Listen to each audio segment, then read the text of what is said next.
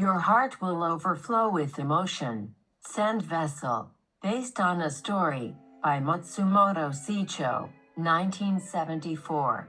This movie is based on a story by Matsumoto Seicho, who is one of the best suspense writer in Japan. So, you can probably imagine the contents to some extent, but to briefly summarize the plot as follows. When a boy, Mamoru Hideo, Haruta Kazuhai, was young, his father Chuyakichi, Kato Yoshi, contracted leprosy, which was said to be an infectious disease, and was unable to stay in his hometown, so he set out on a journey of wandering. He ended up in Kametaka, Shimane Prefecture, Izumo City. His father could barely walk and was left in the hospital, and the boy was adopted by a kind local policeman, Miki Kenichi, Ogata Ken, who loved him. However, the boy ran away from the kind policeman and lived in the home of a bicycle shop owner in Osaka, and went on to high school and university despite being a struggling student. He developed his talent and became famous as a top-level composer in Japan, but he ends up killing the policeman who was like a father to him and whom he has known since childhood. What happened? Let's start then. In the early morning of June 24, 1971, a strangled body was discovered in the JR Kametaka marshalling yard. The victim was aged between 50 and 60, but his identity was unknown, making the investigation extremely difficult. Through desperate questioning by Detective Imanishi Itaro Tomba Tetsuro of the Metropolitan Police Department and Detective Yoshimura Tadashi Morita Kensaku of Nishikamata Police Station, a young man who had been drinking with the victim at a bar in front of Kamata Station the night before, emerged as a key witness. Then, in the testimony of the bar hostesses, attention was drawn to the word Kamita exchanged between the two and the strong Tohoku accent of dialect. Apparently, the conversation included things like "how is Kamita?" and "Kamita hasn't changed," in an attempt to determine what this word Kamita was, whether it was a person's name or a place name. 64 people with the surname Kamita were searched for in the Tohoku province, but no one matched the search. However, Imanishi searched for the place name Kamita, Akita Prefecture, and flew to Kamita with Yoshimura, but they were unable to find any clues. On the way back, the two met musicians Waga Hideyoshi Kato Go. On the train, Waga seemed to be returning from a performance tour, and his appearance, which hinted at his hidden talent, left an impression. On August 4th, the Nishikamata Police Station Investigation Headquarters was dissolved, and the Metropolitan Police Department continued the investigation. That night, near Enzan on the Chuo line, a woman was scattering white confetti out of the window of a night train. A newspaper article introducing the woman, Takagi Riko Shimada Yoko, as a travelogue titled "Confetti Woman," touched the antennae of Yoshimura, who was frustrated by the lack of a clear case. Was it paper scattering out of the window? Wasn't it just a piece of cloth? Yoshimura immediately went to a club in Ginza to visit Riko, but she had left her seat and never showed up. However, Waga Hideyoshi showed up at the club as a customer. Waga is the most promising contemporary musician in the music world, and is currently working on a grand symphony called Fate. The media is also reporting rumors that he will marry Tadakoro Sachiko Yamaguchi Karin, the daughter of the former Minister of Finance, Safuri Shin. August 9th, the victim's son showed up at the Metropolitan Police Department. However, the address of the victim, Miki Kenichi, was in Ebisu Town, Okayama Prefecture, which was in a completely different direction from what the investigators had predicted, and there was no Kamita among the victim's acquaintances or in the surrounding area. However, Imanishi's tenacity changed the situation. He was able to hear new information from linguist Kiwabara Shinkinzo, which he had never even thought of, that in part of the Izumo region of Shimane Prefecture, there is an area where a dialect, similar to the Tohoku dialect, is spoken. I found a place name in the Izumo region of Shimane Prefecture that has similarities to the Tohoku dialect, called Kametaka, in the slurred Izumo dialect. This sounds like Kamita. I can understand why. Because I grew up in Miyagi Prefecture from the age of 2 until the summer of my 18th year, and finally realized from the recording that my own endings are not clear. The Tohoku dialect is the exact opposite of the clear pronunciation of actor Atsumi Kiyoshi, and sounds like he is mumbling without opening his mouth much. So, it is easy to understand why only the word came sounds like Kamita. Matsumoto Seicho could not have written such a story if he did not know that common pronunciations and accents exist even in regions far apart in distance. After all, knowing a lot of information is a major factor in making a story interesting, and Imanishi was able to find out what Miki Kenichi's occupation was when he was young and where he lived from information about his son Shakichi Matsuyama Shoji. Miki Kenichi had once been a policeman in Kametaka in the Izumo region for 20 years. Imanishi flew to Kametaka. He heard from the old man Kurihara Ryuji Shu, who was a close friend of Miki's, that a father and son dressed as beggars had drifted into the village, and Miki had taken in only the child.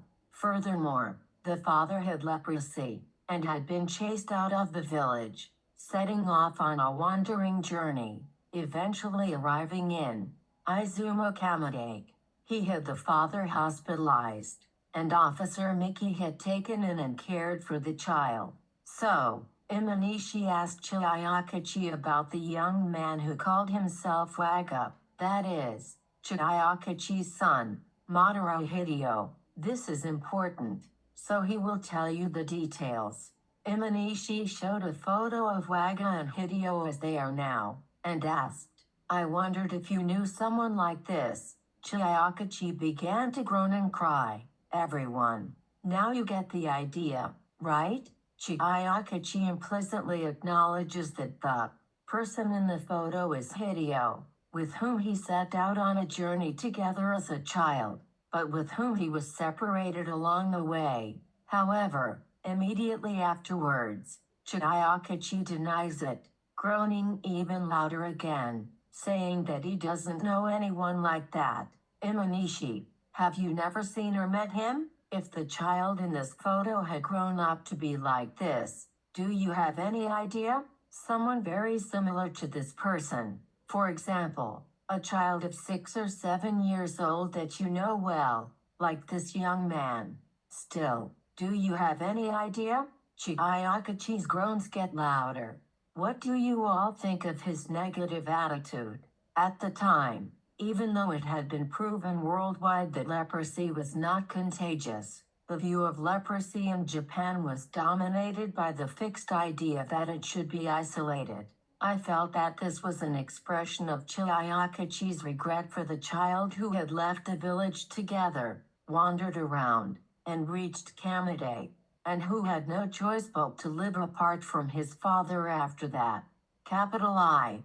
Think he was worried that if he was to claim to be a father and appear before his son, who was on the brink of becoming world famous, his fiancée and those around him would spread the word that he was the son of a man with Hansen's disease, crushing his talent and causing him to miss out on happiness. No one else could portray Kato Yoshi's acting as well as he could, as he is a man determined to live a life without revealing his true circumstances.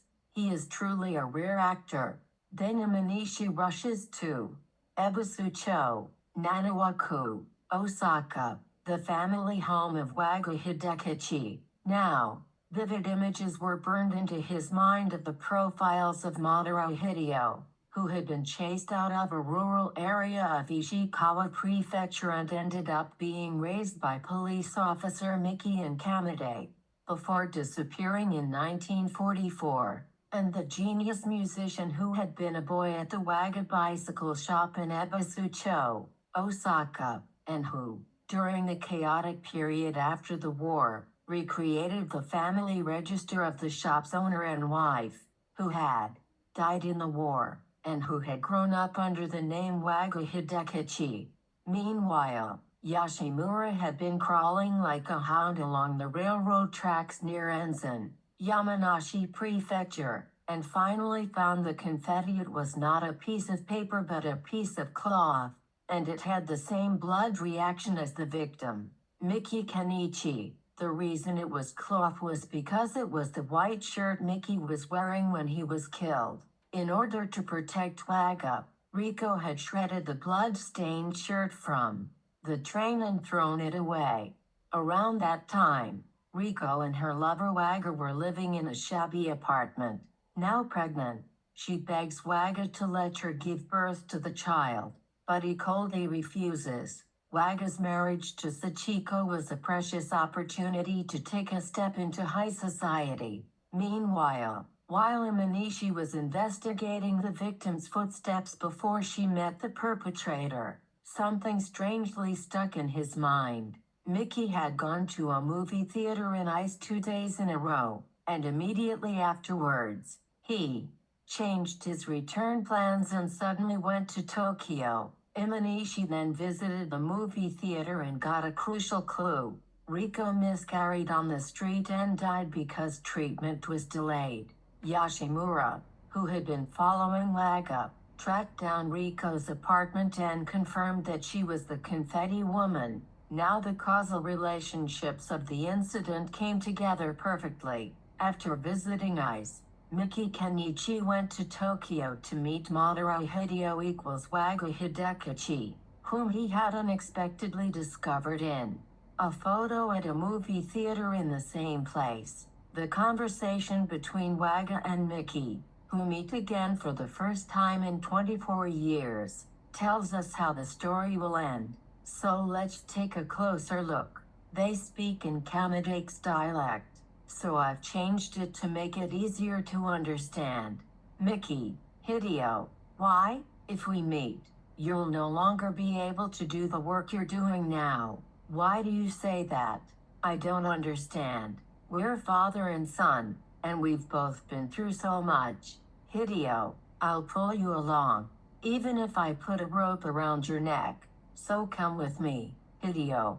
You can understand how Officer Miki feels, don't you? I'll talk about what he experienced on his wandering journey later, but in addition to that, Miki continued to communicate with Chiayakachi through letters for 24 years after he left him. It seems there were 50 letters. No matter how much Chiayakachi wanted to meet Hideo, the only person Chiayakachi continued to tell his feelings to was Officer Miki. Let's take a look at the outline of the letters. Chiayakachi, I want to see Hideo. I want to see him at least once before I die. Where is he?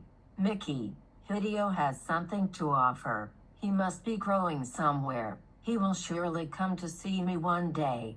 Thus, Chiayakachi was filled with regret and guilt for making his own decision as an adult and a father, and for causing his beloved son so much trouble by going on a journey without sending him to school. Therefore, he had a strong desire to meet Hideo face to face, deeply apologize to him, and see with his own eyes how much he had grown. This is the human bond between parent and child.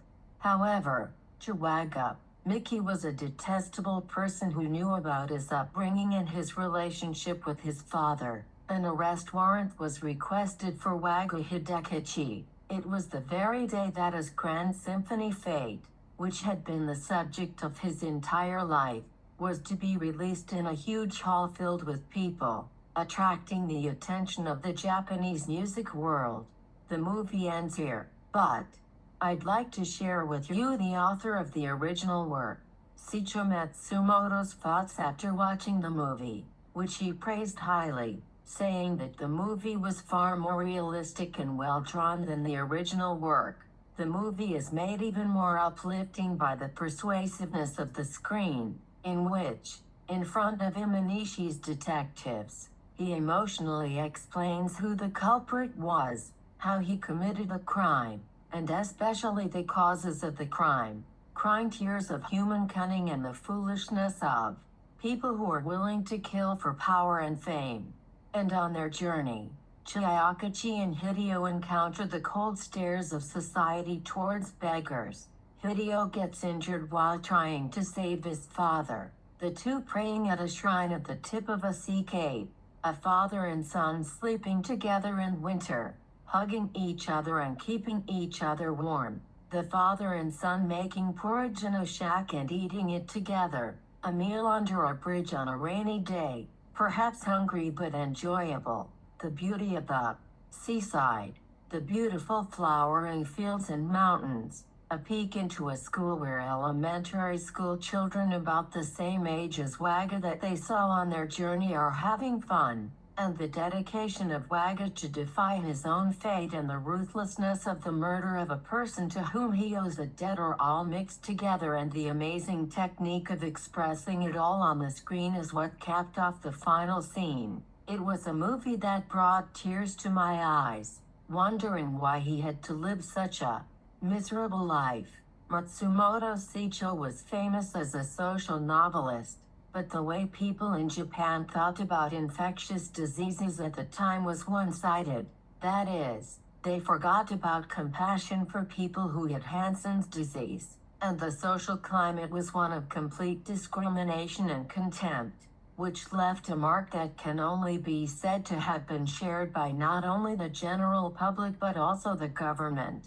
This tendency was not only for Hansen's disease, but also for other infectious diseases. Even when the world concluded that Hansen's disease was not infectious, the foolishness of the Japanese government and the general public to not change their way of thinking may be influenced by the island mentality unique to Japan, considering that this film was the victim, and that people were at the mercy of this discriminatory consciousness and even committed murder. I felt that it is necessary to raise awareness of how people should have high common sense, not discriminate in any way, and respect each and every person. Many people who have seen this film have written that they could not watch it without crying, but I think that it is not enough to just shed tears and end it by discussing what we have learned from this film and how we can avoid reaching such an ending.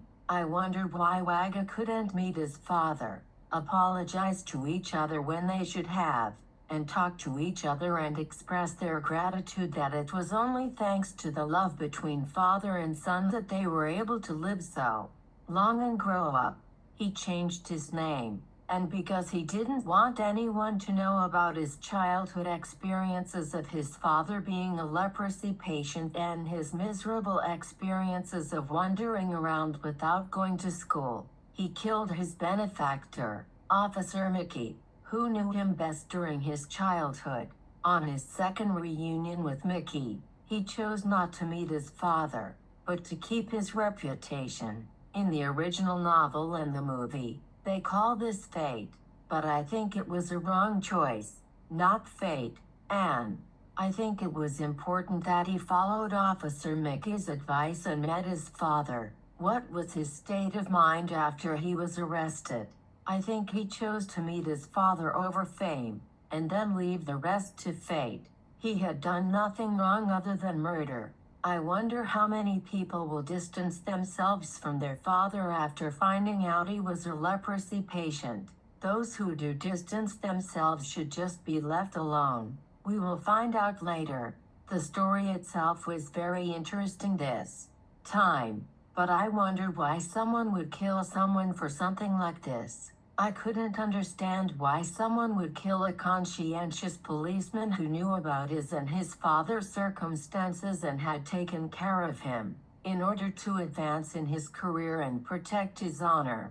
Waga should have lived with pride as someone who had risen from a poor life and blossomed brilliantly in life, without feeling any shame or inferiority. I thought that those around him would definitely evaluate him as a great man, but I was surprised that this was not the case.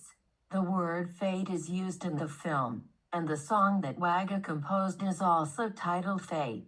I didn't know this, but are destiny and fate the same thing? Or are they different? According to the Chinese astrology school, Chu Academy, it is as follows. If your fate is bad, you will suffer. This is because you are given the role of experiencing hardships and misfortune, and by overcoming hardships and living your life, your fortune will improve.